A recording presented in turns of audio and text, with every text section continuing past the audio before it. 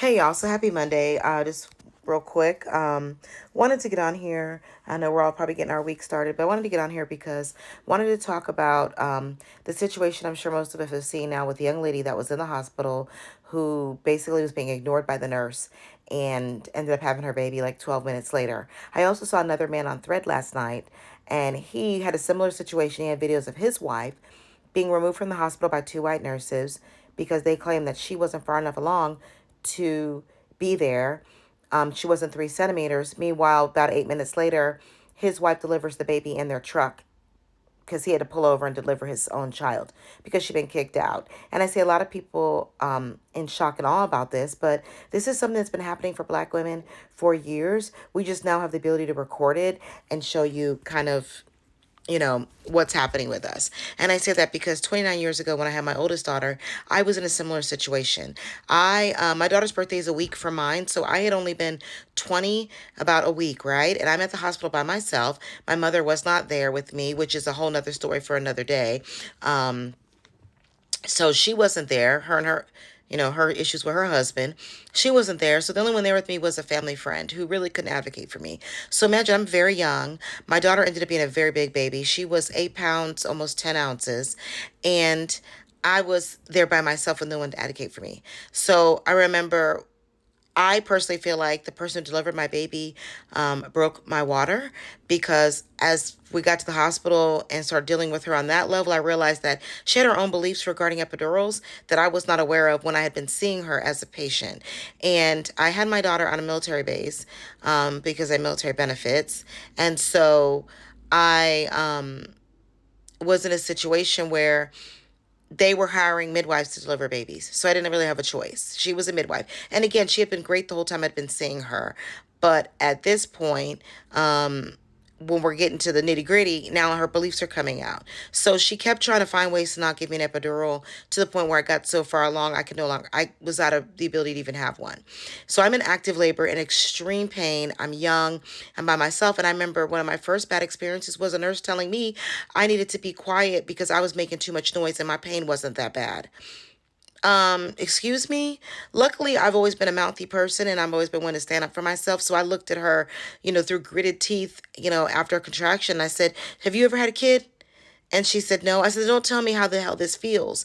But just the fact that she had the audacity to tell me that I was making too much noise in a labor and delivery room and that I needed to be quiet is already an indicator of the fact that they didn't believe I was in the pain that I was in. So I didn't get an epidural. And then you don't believe I'm in pain that I'm really in, about to push out a 9 pound baby and and I'm a small ass body.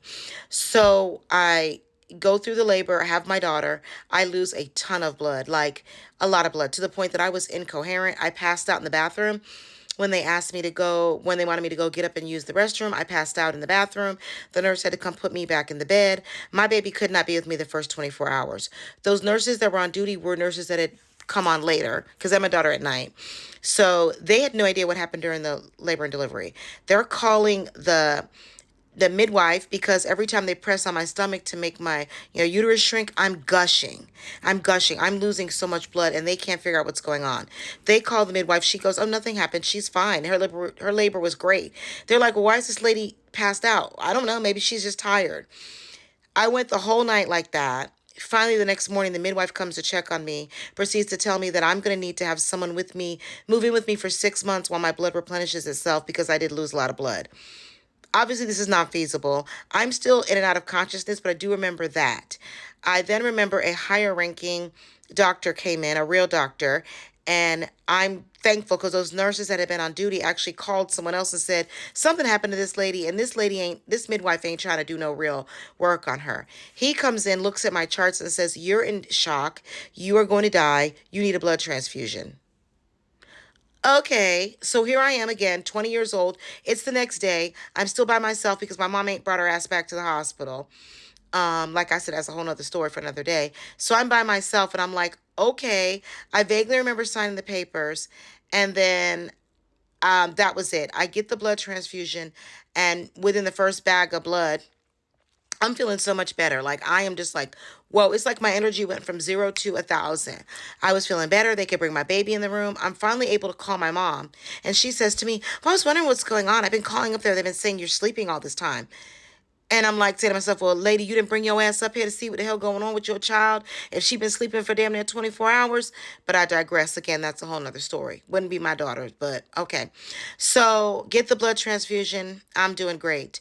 Finally able to be released from the hospital within the next, I think, day or so.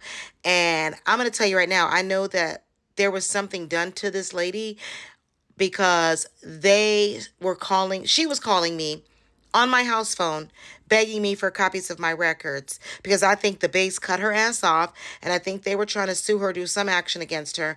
And so she was calling me personally at home, which is another form of malpractice, trying to get my medical records to try to prove something. And I was like, lady, if you don't ever call my motherfucking phone again. And that was that. But I literally had a similar experience where I almost died. And thank God I had nurses that came on duty to advocate for me, or I probably wouldn't be here. So I say all this to say you can stop clutching your pearls.